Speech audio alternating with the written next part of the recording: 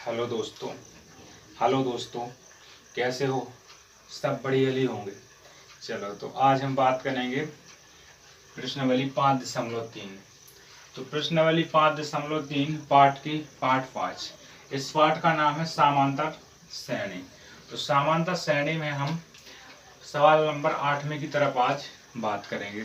इसके पहले के सभी सवाल हम सॉल्व कर चुके हैं। पहले की सभी क्लास से आपको देख लेना है, और अगर चैनल पर नए आए हो तो चैनल को सब्सक्राइब कर लेना है, बेल आइकन को प्रेस कर देना है, और जो पहले से चैनल पर रहते हैं उनको लाइक और शेयर की संख्या बढ़ा देनी है। यहाँ हमने सवाल देखा, उस एपी के 51 पदों का योग ज्ञात कीजिए जिसका दूसरा पद और तीसरा पद क्रमशः दिए गए 14 और 18। यहाँ से हमने हल करना चालू किया। तो भाई हम सवालों को बहुत ही आसान तरीके से सॉल्व करेंगे, बिल्कुल हवा की तरह, और बिल्कुल आपके माइंड में बैठ जाएगी ये बात। तो हमने देखा उस एफी के 51 पदों का योग ज्ञात करना है। अब 51 पदों का योग ज्ञात करना है तो n का मान 51 होगा, और जिसका दूसरा पद और तीसरा पद, तो हमें कंडीशन 2 दी गई है। यहाँ पर दूसरा पद भी दिया गया है और साथ में उसका तीसरा पद भी दिया गया है। तो हमने लगाना सिर्फ चालू किया। यहाँ से हमने लिख दिया एपी का दूसरा पद, एपी का दूसरा पद। तो एपी का दूसरा पद हमको मिल जाता है 14। एपी मतलब होती है समांतर श्रेणी। एपी का मतलब है हमारा समांतर श्रेणी का मान 14 दिया गया है।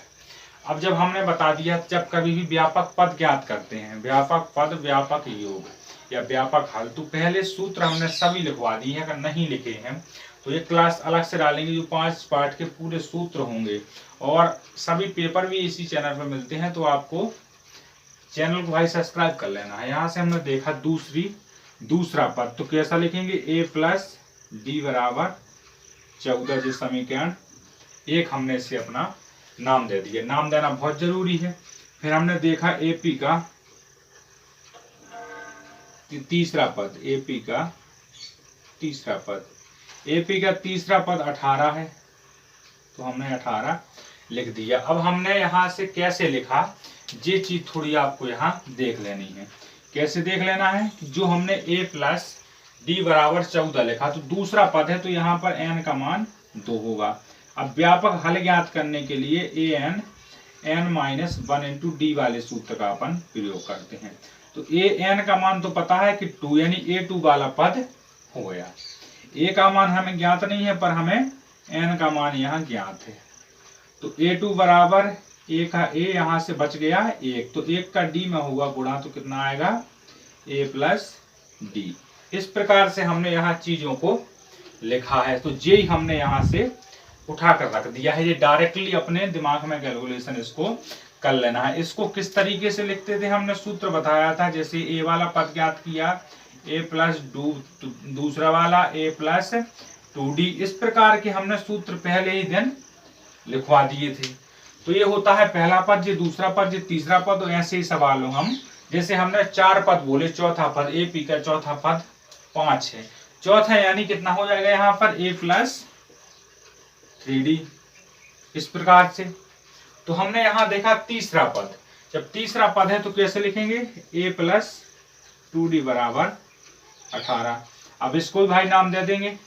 अगर नाम नहीं देंगे इसको तो कैसे सॉल्व होगा फिर? इसलिए हमने इसको यहाँ एक नाम दे दिया, समीकरण 1 व 2। अब हमें जब योग ज्ञात करना है, किस संख्या में पदों का योग ज्ञात करना है।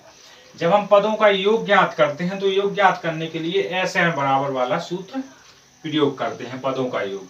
तो उस सूत्र का प्रयोग करने के लिए हमें 3-4 कंडीशन को फॉलो करना पड़ता है। कौन कौन सी? यानी a का मान होना चाहिए, n का मान होना चाहिए, और d का मान हो। एक किसी का छूट जाए कोई दिक्कत नहीं, पर 2 का मान होना चाहिए।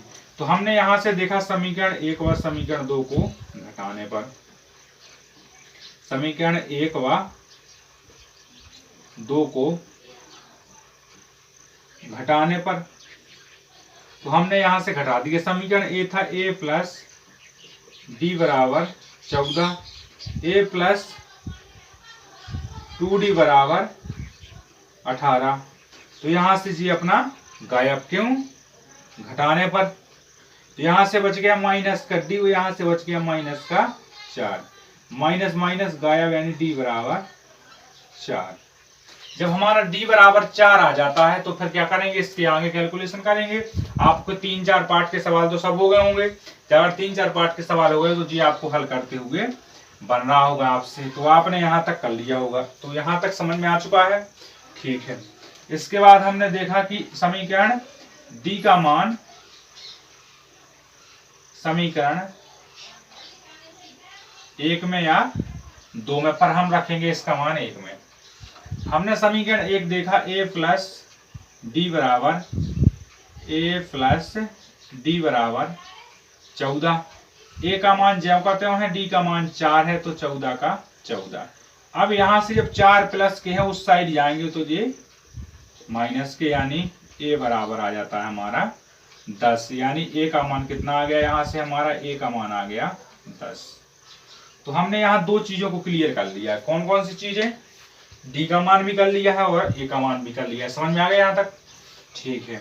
इसके बाद हमने देखा यहाँ से कि 51 पद ज्ञात करना है, एपी के 51 पद ज्ञात करना है, 51 पद ज्ञात करना है, पदों का योग ज्ञात करना है, पदों का योग। तो यहाँ आप एक बात तो जानते ही होंगे कि यहाँ पद लिखा है, पद का मतलब होता है n। तो यहां से कितना, a का मान निकल के आ गया हमारा 10, d का मान 4 और n का मान 51। पूरी बात क्लियर है। हमने यहां से लिखा Sn बराबर n बटे 2, कोष्टक 2a plus n minus 1 into D, बड़ा कोष्टक का बड़ा कोष्टक। यहां से हमने एक बात और देखी कि Sn का मान ज्ञात नहीं है, पर n का मान पता है कि हमें क्या करना है, 51 वाला पद। तो जहां जहां n है वहां वहां रख दो 51, जहां जहां a है वहां वहां रख दो 10, और जहां पर आपका n है वहां पर 51 रखना था, और जहां d है वहां पर रख दो आप 4।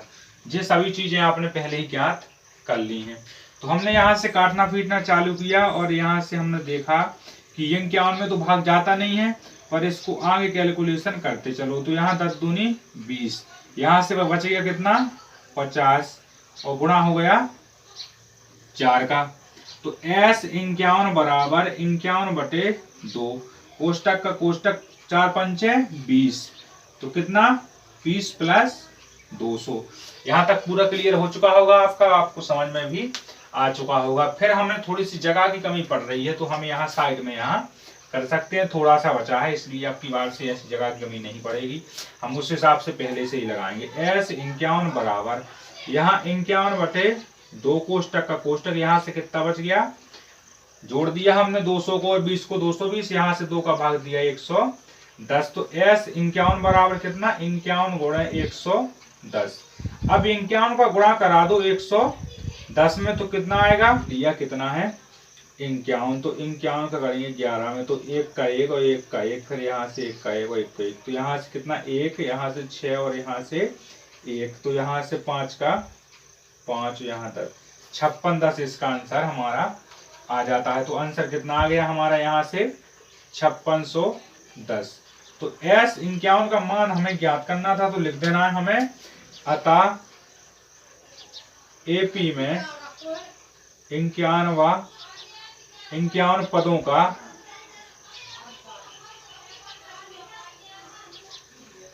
पदों का योग कितना निकला, पदों का योग निकला हमारा 5610। यही हमारा आंसर होता है। तो भाई आपका पूरा सॉल्यूशन हो चुका है सवाल का, और जहां आपको समझ में नहीं आया तो भाई कमेंट बॉक्स में आपको कमेंट लिख देना है एक प्यारा सा। अगर समझ में आ चुका हो तो भी प्यारा सा कमेंट कर देना, और नहीं समझ में आ गया तो भी उसको प्यारा सा कमेंट कर देना। कोई चिड़चिड़ा वाला कमेंट नहीं करना है, अच्छा सा कमेंट करना है, बेहतरीन सा, जिससे हमारा मोटिवेशन मिल जाएगा हमें। तो यहाँ आपने इतना सवाल देख लिया है, तो भाई अगर चैनल पर नए आए हो तो चैनल को सब्सक्राइब कर लो और बेल आइकन को प्रेस कर दो, तथा सभी लोगों के पास इसे शेयर कर दो। अब हम मिलते हैं 9वें नंबर क्वेश्चन में। जब तक के लिए सभी बंदों को जय हिंद जय भारत। जहां रहो खुश रहो।